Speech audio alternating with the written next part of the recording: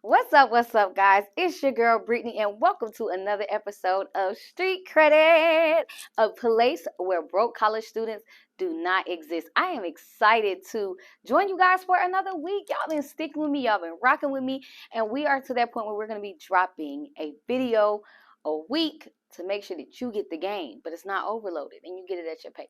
So today we're going to be talking about the habits, the great habits that one has with an 850 credit score. Because let's be honest, building credit is not 100% about strategy. Strategy is super important, but mindset and being worthy, having the right behaviors and habits are going to make that process very smooth for you. No matter what it is that you're doing, the right mindset, the right beliefs, the right behaviors is going to make the budget appear wherever you are. So let's dive in.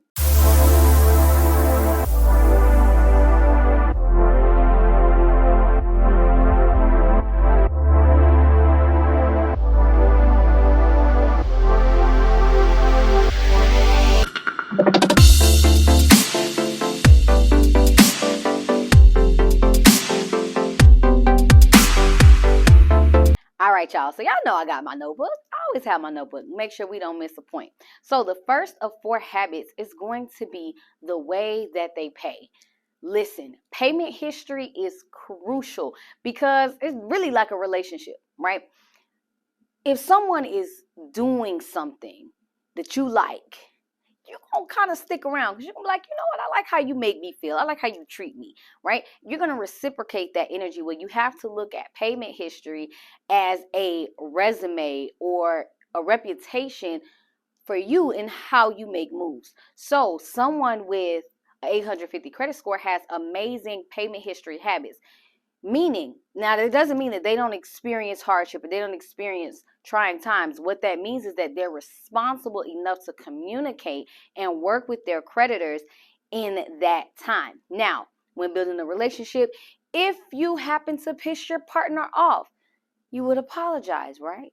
Or you would make sure that you're not doing that anymore to dampen the relationship. So what you want to do is if you're ever going through hardship, hard times, where it's like, I don't know how I'm going to pay my bills, listen, the worst thing that you can do is stay silent. I think we talked about this in another video where it's like you want to make sure that you're communicating with your lenders because they have things in place that could help you navigate through that smoothly without it even having to negatively impact your credit file. So you want to make sure that you're always establishing on-time payments. But if it ever happens where you're not able to be and show up at 100%, talk to them, communicate with them, because oftentimes they have protection plans or programs in place to be able to save your behind. To maybe push payments off for about 6 months, or maybe give you a reduced amount that you'll have to pay in order to keep you on track so that it shows that you are still honoring the relationship even in times of trouble. Now, if you run into a company that's like, no, we don't care what you're going through, then you know that that's not the person for you. And if it has to charge off, unfortunately, I don't want you to lose sleep and stress out about it. Anything can be fixed, meaning you can rebuild those relationships with credit lenders in the future, right? So the first habit that they have is good payment habits. They are honoring their commitments. All right, so point number 2, again, that kind of goes back to point number 1, communication.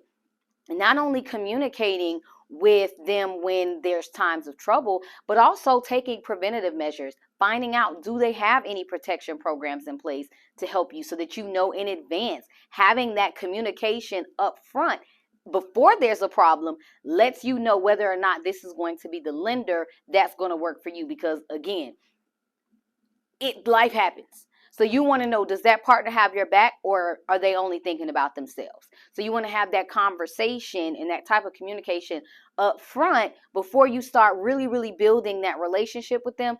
In the instance that anything happens, you could have known ahead of time, like, oh, this is the account I need to make sure that I pay off first, if you decide to continue a relationship with someone that doesn't have any protection programs in place, right? If something happens where you fall ill or you lose your income, you know that that's the first account that you're going to want to pay off because you already know they don't have anything to protect you, right? Or you could discontinue the relationship right there at the beginning if they, again, don't have anything in their space. The next habit that they have is looking at the bigger picture, not just right now. Because see, my coach said this. She said a lot of times we make decisions based on our current circumstances versus how our highest version of ourselves would think of ourselves. And oftentimes the things that are holding you back from getting where you want to go is typically how you think and how you speak on what's going on with your current situation right now. So we're going to have a mindset check-in in one of our future videos. It might be the next one actually, where you're checking in with yourself to see, hey, am I in alignment with where I want to go? Am I having the conversations? All that good jazz. So yeah, we're going to talk about that in the next one. Why? Because I just got excited about it. And when I get excited, we get excited. But looking at the bigger picture, right? How can I leverage this? How can this help me get closer to my goals? That's what folks with an 850 credit score are thinking. Those are the habits that they have because they know that if this can help me get closer to my goals, then that's something I want to participate in, regardless of the investment. That's something I want to participate in, right? That's how we got to think, not just with our current circumstances and how things look right now, okay? And the last thing, number 4, is going to be strategy. They don't go into anything blindly. In fact, they oftentimes connect with the experts who have the knowledge that they need to shorten their learning curve. Coaches have coaches. You think the coach of the basketball team just ended up there because by chance? No, he was instructed or she was instructed somewhere else to become the expert that they are today. So they will find the people who have the knowledge that they're looking for and invest. Okay, so that bonus one is going to be they invest, whether that's time, whether that's energy, whether that's monetary resources in order to shorten their learning curve to get them toward their goals as they need to.